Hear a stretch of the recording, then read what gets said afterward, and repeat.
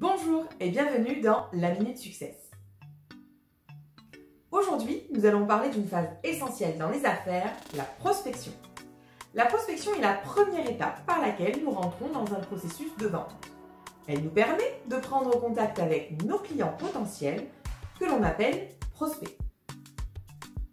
Avant toute chose, vous devez définir les objectifs de votre prospection en vous demandant pourquoi vous souhaitez mener cette campagne de prospection. Est-ce pour acquérir de nouveaux leads?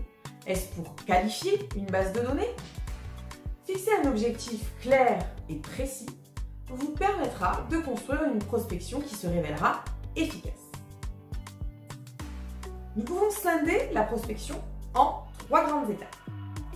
La première étape, c'est l'identification.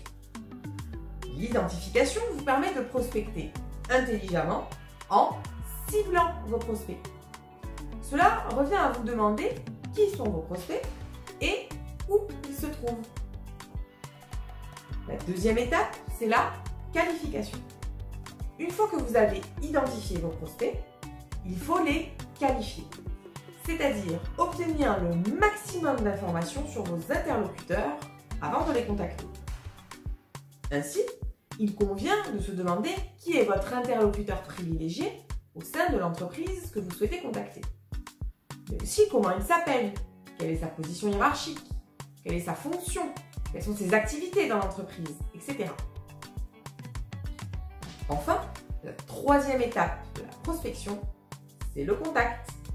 Pour contacter vos prospects, il conviendra de définir le type de prospection et les canaux de prospection que vous souhaitez utiliser. Avec le développement des technologies, nous comptons aujourd'hui de nombreux canaux de prospection. Nous pouvons les classer en 2 catégories. La prospection directe, qui regroupe l'ensemble des canaux de prospection push, c'est-à-dire ceux au travers desquels nous allons chercher le prospect. Nous retrouvons entre autres la prospection téléphonique par exemple, la prospection physique, etc. Et la deuxième catégorie regroupe la prospection indirecte ou la prospection pull, c'est-à-dire les canaux par lesquels on attire le prospect. On parle ici du social selling ou encore des méthodes de marketing automation, par exemple. Évidemment, le choix des canaux de prospection dépendra des cibles prospectées ainsi que des objectifs de votre prospection. Maintenant que les grandes lignes de votre prospection sont définies, vous devez construire votre discours. Travailler votre argumentaire de prospection vous permettra d'être plus efficace et d'être plus percutant face à votre interlocuteur. Choisissez 1 à 2 arguments forts et adaptés à votre cible. Votre interlocuteur ne vous attend pas et a peu de temps à vous consacrer, alors soyez direct. Annoncez-lui clairement l'objectif de votre venue. Par exemple, si vous souhaitez prendre un rendez-vous, dites-le lui. Il vous faut également travailler sur votre posture et votre attitude pour être impactant. C'est bien connu, la manière dont on dit les choses compte presque autant que ce que l'on dit. Tenez-vous prêt aussi à répondre aux objections et n'oubliez pas que c'est vous qui menez l'entretien. Pour faciliter votre prospection, vous pouvez vous appuyer sur des outils d'aide à la prospection. N'hésitez pas à les tester et à vous approprier ceux qui vous correspondent.